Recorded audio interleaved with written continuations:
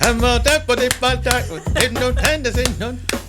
nervous. Who are you? I'm so nervous. Someone, stranger danger. Hey, you got to talk into that microphone. Stranger danger. There you go. Oh, proximity effect. Love it. Hey, man. Yes. You got to look into my soul. Oh, man. Feel me. Feel me.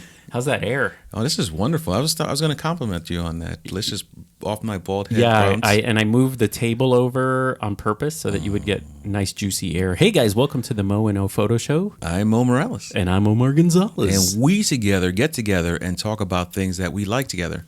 And we're finally together. Awesome. What's up? Hey, have you been shaking people's hands? Trying not to, because I hate people in general. You know. Yeah. No, but if people stick their hand out to shake my hand, I will reciprocate. But you're completely conscious while you're shaking their hand. It's a very paused shake, so they know I'm not comfortable with this shake. What you need to do is crush their fingers before they get too deep into the shake. Yeah. It's like, oh, sorry, Susan. Yeah, so we're actually back together. And we're trying something new. We're trying not to look at ourselves in camera. We're trying to look over here because we've actually tried to record a couple of times. Right. And it's been awkward because, you know what? I didn't want to talk to you.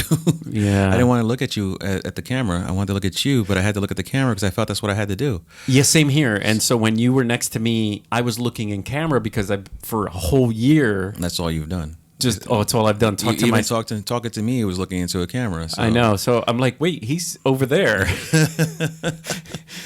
Welcome back to reality. Absolutely. So hopefully we could do more of these together. But this is a one-time thing for now. It will probably be back on Skype next time. But we hope Why? You don't want to be together no more? Well, you know what it is. Honestly, I'm gonna tell you the truth. You know what? I love the smell of the cooking in this house, and I'm trying to lose weight. So you're invited. We have pasta today. I know it's Sunday. It's the best day to be at the Gonzalez house. So I made up a little set here. I decided to throw a bunch of cameras out. Not that we're going to touch them or talk about them at all. Never, except mine, because mine is the best. Yeah, how do you like in the Sony A7C? I love it. I love it. I don't even let the hang up of one memory card drain me back from using it. No. I've actually started taking. I'm actually going to put on my website that I'm back in business for portrait work. Ah. Yeah, no events. I don't want to be anywhere for more than an hour or two. And I hate people. Again, we mentioned that. I only hate people. You don't hate people. I don't hate people. I hate people who make things awkward, you know? Yeah. And I think I'm not ready to get into people's faces yet like everyone else is. Yeah. I think at the party we went to, it was weird because everyone was so comfortable already, and I didn't feel that comfortable yet. Oh, that's true. I'm already comfortable because I've shot a couple of events, large and you're in the middle and of I'm in. It took a couple of weeks though because there was time there where I was masked and dancing, and then it was it came below the nose a little bit. And then all of a sudden, no one had masks. And the first few events I did, it was a little awkward because it just takes a little bit of time to get used to that. Yeah. Because, honestly, where are we? Are we safe yet? No, we don't even know. Well, my wife and I were talking about this. We sort of kind of did our own, savage math. We said, look, most people are vaccinated, about half, right? Mm-hmm. Then that means that we're protected. Right? For the most part, we're protected. If someone has it, chances are that you're protected from it. Mm-hmm. And the chances of someone having it and passing it to you now are slimmer because not a lot of people have it around us, in our area anyway. Right. But I don't know if you heard, Sydney, Australia had to lock down again. The numbers are ticking up. That's what worries me. But is this new freedom going to make us regress again? Because it just takes 2 weeks of people not caring to get us back up to where we need to lock back down. Yeah, this podcast is to scare you. Yes, fear is powerful. Like Fat Joe said, I'd rather have fear than respect because the fear lasts longer. Oh, Fat Joe is a genius. So today we actually, I said we tried to record a couple of times. The other time we recorded, we turned Skype on, we turned Zoom on. We had our microphones. We recorded this whole thing. Then later, Moe and I talked to each other and we said that was absolute crap. Yeah, we decided that it was good boys' conversation amongst ourselves, but then we realized that we had gone from left field to right field to foul pole to foul pole. It was a normal way that you and I talk, like when we're eating. And it had nothing to do with anything that you guys might want to listen to. Yeah. So, I know someone's like, release the hidden episode. No, we're talking about Babs too much. Who's Babs? Don't ask. And I think what happened was one of the things we do as people is we vent with your friends. You vent and you complain because if you did that all the time to everyone, people would think you're annoying. So I think we were like venting about. We started venting. I started venting, and then I led him down that rabbit hole. And we're like complaining about people and life and stuff. And then later we're like, this is not going to work. This is not going to ever air if we want to keep our friends or make new friends in the future. Now we should bring up though that we try to be as genuine as possible. Right. The reason wasn't that we didn't want you to see that we were a-holes. The reason is that it wasn't entertaining to anyone else. Right. Even Omar didn't ever re-listen to it because of the fear of being bored by it. And then the minute we stopped recording, I said to myself, is that really what I want to put out there for the world to hear? It wasn't super entertaining. I didn't feel it was super entertaining. And at the same time, I was beating people upside the head with my hate. Yeah, it was hate and opinionated to the max. You know what? I justified the hate, but it was still hate. Okay. So in this episode, why YouTubers suck. No, just kidding. Starting with us. Super opinions. No, actually, we're gonna give a little bit of photography advice. Those of you that got this far, we are mostly a photography channel. But sometimes we talk about food and travel, and no one's traveling. I can't wait for that to open back up. I know. Well, we got a couple of trips coming up. So today I went out with the Nikon Z6 II and the Fujifilm X-T3, sort of in that mindset. If I was traveling, which one would be better to have? I haven't made up my mind yet. That video's coming on my channel. That was a little plug right there. Oh, man. Can I plug my channel? My little go for station. it. Hi, Moe Morales. That's it. That's my channel. What do you do on this channel? I talk and I just do morning videos where I get up in the morning and whatever I did that day, I talk about it. And if you see a video, it's because I thought it was worth sharing. I don't always post. This is kind of something we talked about when we were venting. Your channel is in a lovely time where you're finding what you like to make, and you're growing an audience that likes to watch what you're making. It hasn't become like sponsored or I want to get views. And that's how my channel started too. It was just like talking to friends and be like, hey guys, look at this little camera I got. It was fun to make, and there was no pressure whatsoever. So I think in taking a change in my direction of the channel, I'm thinking about actually going into tutorial on the A7C because there's not a lot of stuff out there for it. I go out there looking for how to do this, how to do this. There's nothing out there. Yeah. There's very little on the A7C. Like you would think no one bought the camera. But it's selling very well considering, Yeah, that's a good idea. That's how you get more eyes on your channel too. I would mix it up with what the other stuff you're doing, which was, if you haven't seen Mo's latest video, he went out with his dog. It was awesome. You got to see that one.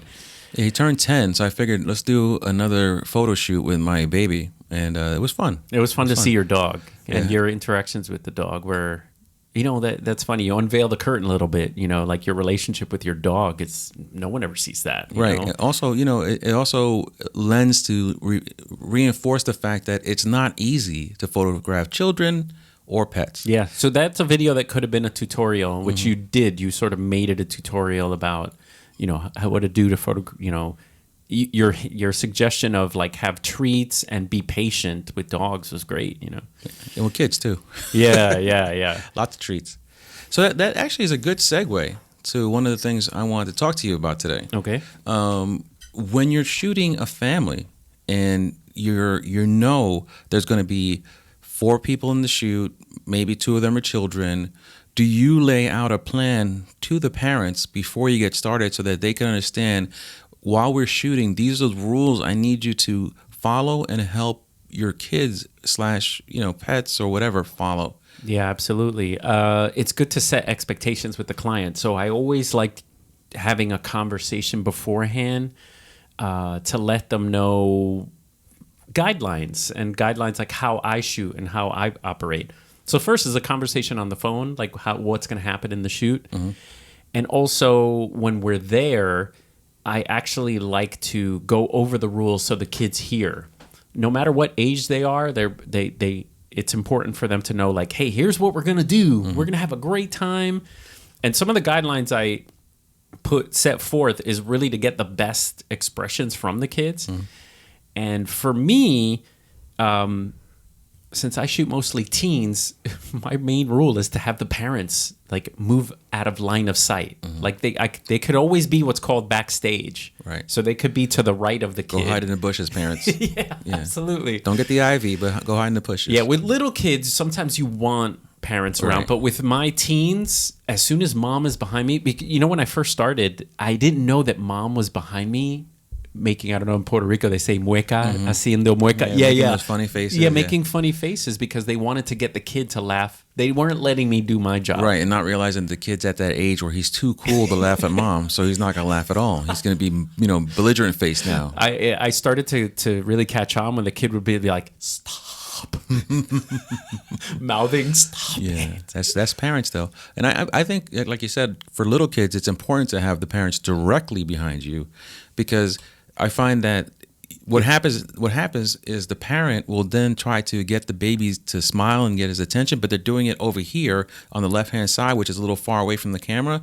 So the kids then turn to the parents and are no longer looking at the camera, so you can no longer capture that moment. Yeah. So I always tell the parents, if you're going to need to, get the baby's attention, you need to be directly behind me. And if I'm crouching down, you're crouching down. That's cool. Because if not, they're still going to look in my direction, but they're going to be looking above the camera. Yeah, so it's important that they know beforehand, please don't be behind me at all. If you are going to be behind me, it is directly behind me and mirroring my level. Yeah. You know what I've done too is the opposite. I've actually made the parent, like it's almost camera is invisible. The parent is my go-to reaction person and I'm behind the parent. So what happens is like if mom is down kind of like a baseball catcher, I'm the umpire, and so if mom's saying, come on, if the kid has to run from dad to mom, we're talking little kids now. Right. If they need to run, then you're shooting over mom's head. Right. Like you put your hand so like you're the making umpire bad does. calls like umpires usually make. Exactly. That's a strike. So put your camera on continuous high, and then you can get at least the kid running towards you, but it's not really you. That's another thing. Good point. Make sure that your camera is always at continuous, speed, whatever that is, low or high, because anytime you're doing family portraits where it involves teenagers or kids, you're going to not have a lot of moments. It's going to be fleeting. Yeah. First of all, the more adult kids are going to be bored easily. Yeah. Especially when they're in the family portrait moment. Not when they're by themselves, because when you're by themselves, you have the energy to draw something out of them. But when they're in the family unit, they feel like they need to be anti-authority for a second. Yeah. So you need to have the camera set to take. This is where you spray and pray on purpose. Yeah, and then in between those sprays, I recommend like interacting. Like, all right, everyone shake. Come on, take a deep breath, everyone. You almost confuse those little kids because they're like, what's this guy doing? What's wrong with him? Yeah. But I'm laughing. Why? Why? I'm laughing. Oh, he's funny. He's moving legs. His legs are fun. I'm like, and it's so funny. I always tell the adults, the aunts, uncles, and older kids, I'm like, listen, guys. I'm going to be an idiot. It's not for you. So it's also so I don't embarrass myself 100%. Right, I'm like, however, here's a rule. Don't look at the reactions that the kid is, because the normal tendency is that people want to see what's happening. So they want to see if the kid's laughing or the kids. So then there was a time there where I was so good at getting great reactions for the kids, but all the adults are looking at the kid. Look at Jorgito. He's smiling. He's so cute. Oh, we've never gotten him to smile. Yeah, that's another good point. So I tell the parents and everyone, I'm like, stay on me. And then I'm like, hey, everybody. Exactly. Like football players, just stay in your lane, know your assignment, and don't mess this up. Don't mess this up. And because it makes the shoots longer. Yeah, it does. If you get 5 shots great of the little junior, but then the parents are looking at him, and it's not that cool looking at him. Yeah. Because you could get away with that. You're right. You can get some awesome like, reactions. Oh, everyone's loving the baby. Yeah, you can get away with that. But like if the kid's doing one thing. But if it's a weird one where he's pointing and grabbing his nipple at the same time, it just ruins the whole shot. Wait, did I go too far? Kids do that.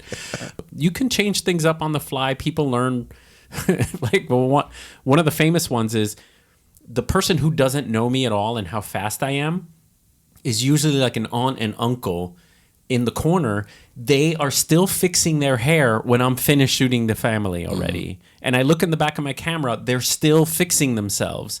I have everyone looking awesome because I'm like, all right, everyone, you're there, hold her hand. You know, like everyone's in that great, they have that great look in their face. And the lady on the end is still like fixing her hair for the picture. So that happened so many times that my rule for larger family portraits, I would go down the row and be like, you ready? You're ready? You're ready? I'm fast. Don't fix your hair and don't blink. You ready? Let's go. Yeah. And it worked. Well, that's what you need to do. This is something you learn from experience, but we're giving it to you for free right here. Free, yes. Like, listen, life lessons. And another thing, if you happen to be shooting a family that brings along a puppy, puppies, dogs, full-grown old dogs, you have to also consider the kid rules apply to the dog's rule. Oh, God, dogs, man. You know, because dogs, if they're not well trained, their instinct is to investigate everything. Yeah. And they don't want to sit still, and they don't want to move. You know, their eyes are always, you know, their head is always turning on a swivel to see what's going on around them because that's their job. Their job is to be, you know, to know everything and to protect those that they love. Yeah. It's instinctive. Even if they're scaredy dogs, that's what they do. So again, it's very important that you tell the parents the same rules you told them about the kid. Do not focus on the dog. You know what? I take care of the dogs. I'll get the dog's attention. And the same rule as I said before, I'm going to make some weird noises here. Exactly. It's important, again, to go back a step and ask the parent that you're on the phone with and make it very clear as possible. I need to know everyone that's going to be there that day. Oh, yeah. Because if you don't know a dog's coming and you don't know children are coming, yes, you could easily adapt and move on the fly and pick it up, but you rather be prepared for it mentally so it's not an added stress. Because is it me or is it normal photography mindset that when you have to think on the fly, you end up feeling more exhausted at the end of that day? When you spend more time thinking things have to be fixed on the fly when instead of you already had it all mapped out knowing what was going to happen. I might be the opposite. I think I raise my anxiety levels so much, like being prepared and thinking about every little piece of the day and the shoot, that sometimes on the fly, or if the location messes up and I have to think on the fly, that makes the shoot go smoother for me because I'm almost like that quarterback that has to change the plays. And then you're almost proud of yourself after because you're like, whoa, we had to go down this alley, but I used the light that bounced off here. What I'm saying is you're absolutely right, and I agree with you 100%. What I'm saying is then when I get home, though, I'm more exhausted mentally than physically, because I had to, improvise so many things. You're right. Once you're in the moment, I don't panic. I fix it. I make it happen. Yeah. But I always feel more drained if I had to do more, mental acrobatics than if I just had everything as I planned it. I think, of course, just with anything, the truth lies in between. You prep, you know your locations, right? You know all the kids' names and what you're going to do, the poses. And then you change it a little, and then somehow there's balance, Right, because no shot ever goes as planned. So I'm going to tell you a story. I had a client, this is the second time I've shot her. The first time, she said, I'm bringing the dog. And it was maybe the first or second time I ever shot a dog in the family group. It was a golden retriever, so they're usually pretty good. But exactly what you just said, like the dogs don't really care that you're there. They care about the city and the smells and all that stuff. So I felt like that first shoot, I struggled a little bit because I was trying to get them good pictures of the dog. And I ignored the kids almost. It was like I had all these great photographs early on of the dog. It was like I could have done a whole montage of the dog, and the kids are just standing there like walking offset. Yes. So I learned my lesson. One of my rules became if you're bringing a dog, you have to bring a dog handler. So this is an extra babysitter or an extra friend. They are holding the dog. So when I'm shooting the family, there is no dog. The dog is down the street getting walked by the extra person. And then when the dog comes in, I'm like more, I'm warmed up. Yeah. I'm ready. And then now it's about family plus dog. Instead of everyone has to always hold the dog if you don't have a handler. They're holding the dog. They're looking at the dog. They're wondering what the dog is smelling. What's he doing? Shut up. Yeah. Focus on me, family. Yeah. And Focus so this time, This time I shot them the second time, and they had 2 dogs. But they brought a handler, and the dogs were well behaved. I got great family photos of them and their dogs, and actually great photos of the dogs themselves. And because of COVID, by the way, doing all these backyard mitzvahs, I started enjoying shooting dogs, and even had a quick button to switch from animal autofocus to human. I do too. Yeah, that's one of my pre-programmed settings. But I shoot a lot of animals in general. You know. Yeah. I have Since you hate people, apparently. Yes, I hate people, and I have Walt Disney's backyard in my house. So. No, it's like for real. It's like every animal in my backyard. There's skunks, there's raccoons, there's those big fat beaver-looking things that aren't beavers. I don't even know what they are. Groundhogs. Yeah. I'm like, they're everywhere. You should. Why don't you start shooting? Do you photograph them at all? Do you want to borrow this lens for a few weeks? I need something bigger, yeah, because what I have is... This is for those of you listening, I pointed to the Tamron 70 to 180. Which is a great lens. Yeah, and you can go crop mode on them groundhog mofos. Yeah. Oh, they're so cool. Like when I go to my car, they like slumble away. Yeah. I need a sandwich. They're pretty chicken, though. If you get close, they're like, I'm going to run here. They just wobble. They wobble. It's so cute. What else we think about that? All right, let's wrap that up. So portrait rules. I have one more, and I remembered it when you said that you put mom behind you, right? But when I started shooting family portraits during events, one of my rules is don't stand behind me, and it came about from 2 reasons. Number one, everyone wants to shoot with their iPhone behind you. So you're posing all these people. You work so hard, like putting them in chairs. It's like a beautiful Vogue shot that you want to unveil on Instagram, or, you don't want someone taking a picture with their phone and posting it right away, because then it's like, oh, that's a great shot you took. No. I created this pose. Right. It's like a beautiful Sopranos-y kind of Vanity Fair pose. Some people on the floor, some people in chairs.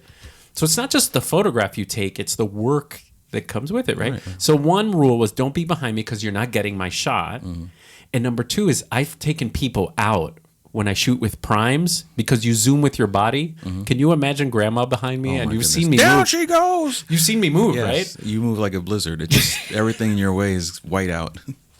I've taken out grannies. I've taken out toddlers who are behind me. I now no one. Toddlers deserve it. Yeah, get the hell off the hell your you underfoot, little. You know what? Let's transition that perfect, because that's a great segue to my next point I want to talk about. All right, then. You talking about protecting your shot. What I was looking at the other day on Instagram, I see a lot of my friends that are photographers, and they're just entry-level photographers. They have, like the Rebel cameras, they have small cameras, and they just shoot for fun. Yeah. But every one of their images on Instagram has a atrocious or very visible watermark. Watermark. Now, right. sometimes I watermark my stuff, but it's very light. Yes. So my question to you is, it's actually not a question. It's just a conversation point, I think. What did, we all went through that phase, right? Where we watermarked our stuff absolutely. hardcore. There was like so much thought that went into the font and the size of it and the opacity level. Exactly. So I think when do you walk away from watermarks? Because I think if you look at professional, they don't watermark anything because they know it's their photo. Yeah, I think part of the issue earlier was that you wanted to show your photographs large, and really there was no Instagram. Think about it. There was no Instagram or Facebook early on in the digital era, so it was your website, and you didn't, or maybe 500, no, not 500. Flickr, thank you. It was Flickr, and Flickr, there was large on the screen. And I think early on there was a little bit of a digital sort of fear that people would take and share your image. So I think early on the issue was that there was no Instagram. I think if you're watermarking on Instagram, it's kind of silly because Instagram's resolution is so awful. Right, like who's going to steal that on purpose? Yeah. So that's what it is. That's where I'm seeing all this stuff is. I'm seeing this all on Instagram. This person will take a beautiful shot of the moon setting behind the city, and then Bob Cologne right across it, like really big, and I'm like, come on, man. All right, so let me counterpoint you then. Instagram has a bunch of accounts that take people's photos to feature them. Right. You know, and a lot of if you ever look at those posts, the person who gets all the likes and all the love and the great shot, man, is the person who's posting them instead of the at somewhere at the bottom. Exactly. Yeah. And I think there's a lot of people on Instagram that follow either hashtags or these feature sites, and those people are getting credit. So I could see where someone's fed up. They continue to be featured on these landscape sites, these street photography sites, to maybe put a little something. And so I can see the argument for a little something. But yeah, you're right. If you put a huge name on it, it's kind of tacky. But I put it, you know where I put my little watermark on is we in the industry share vendor photos for social media. Right. And those get seen by a bunch of clients because they're looking for decor, DJs, MCs, mitzvah theme. And I like to have my name at the bottom because a lot of times you're not tagged. Sometimes, not, I shouldn't say a lot of times, but sometimes you're not tagged. Right, because they're not thinking about you. They're not working against you, but they're just not positively thinking about you. The vendors. They might not be too savvy either with like, some people give credit, some people don't. So I give a little opacity to my name at the bottom. Well, that makes perfect sense. I think though, you know, but you're right, there is an error there. I think to be honest, like if I'm more distracted by your watermark, then you failed. Yes. Then you failed. If you see the name before the pretty picture. And that's what it is, especially with that fake little copyright symbol. Oh my gosh. Like, first of all, ma'am, this is not protecting your picture. It is not copywritten. Yeah, the copyright. That's because it's default, I think, on like Lightroom or something. No, I think some of those, phone apps too. Oh, you're right. Yeah, and it's like raised. It's like a big fat C. Yeah, big fat chunky. All in your face. Oh, I'm not going to copy that photo. That one's copywritten. I know. But that's just, I always want to talk about that. Like I'm bothered by it, but I guess as a new photographer, I see that because I also did it. Oh yeah, and the other issue that happens too is like, if you're going to put up a gallery that people can buy from, that's where it gets a little bit more stressful because someone could just copy. You could do a screenshot and the person quote has the photograph that you were trying to sell. So if like you did a little portrait session and you put 40 pictures up on a gallery, you got to protect them somehow. Now, it could be resolution, but now the person they can't even see the picture. So here's what I used to do, and I don't know how you feel about this. What I used to do with clients that paid for a certain portion but not like prints, I would send them a slideshow, but it would be with a huge, very opaque that you could barely see it, but a big watermark, like huge, because my intention was to have them buy the prints. Yeah. So I would share the prints with them, but then I find that there's people who don't. That you could sit there and say trademark watermark, and that's all you see. And like proof. Do not copy. Yeah, and like it's just a little bit of the people's face, but they'll still post that. They'll still post it.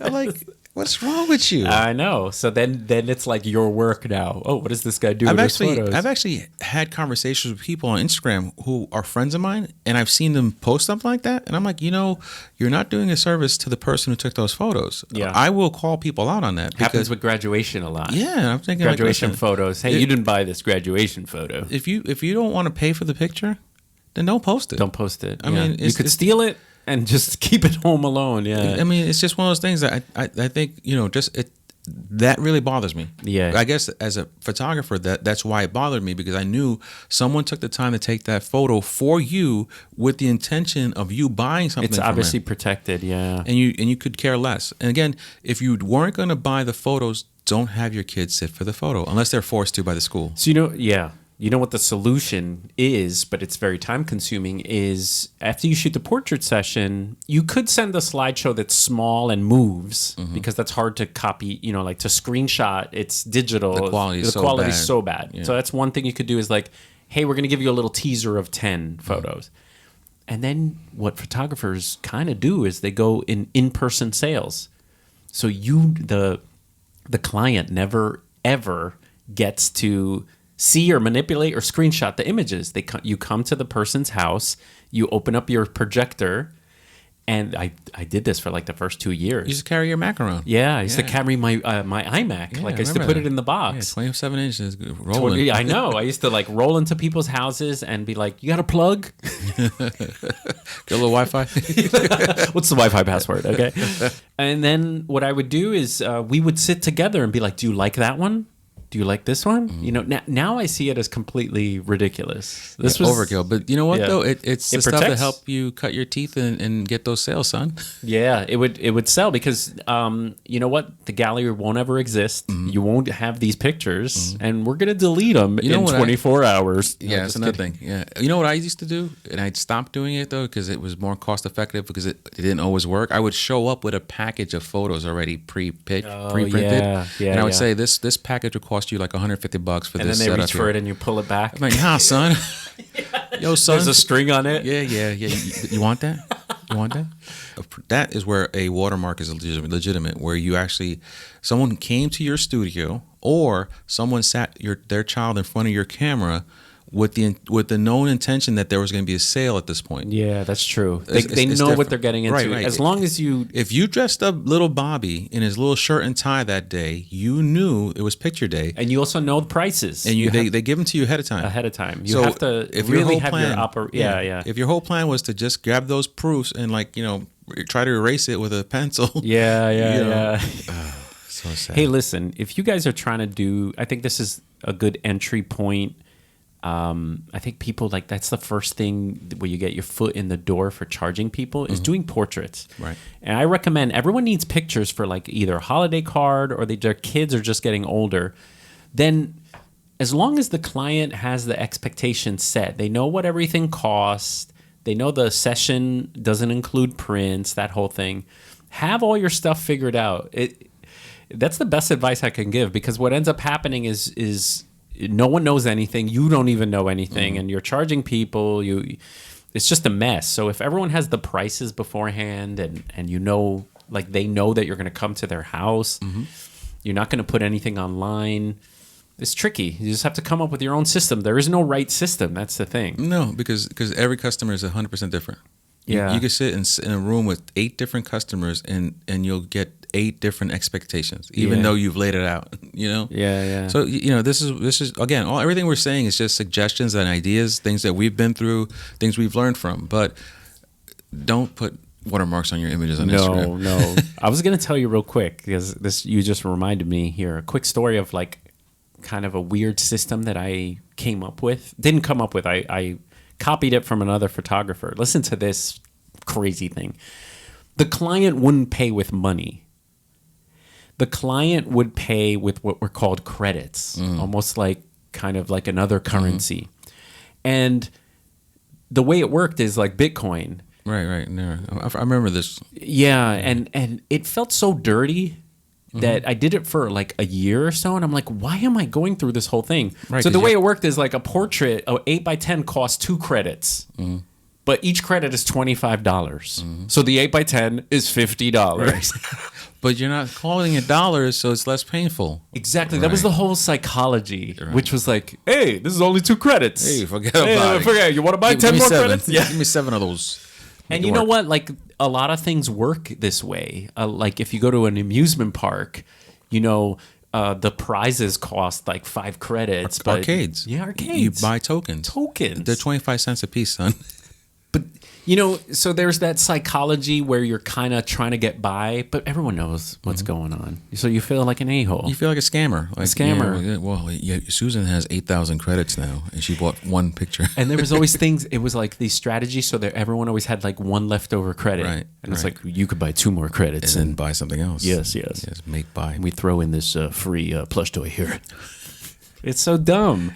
So these are the things I just said. I brought that story up because I just told you to have all your stuff laid out, if you know what you're doing, but you'll never know what you're doing without a lot of experience. And that was an example of where I had everything planned and it didn't work. So anyway, this was great. What did you think of the new set, overall? I like it. I feel like not YouTube-ish, but still hip and cool. Did you forget the camera was on? Yes.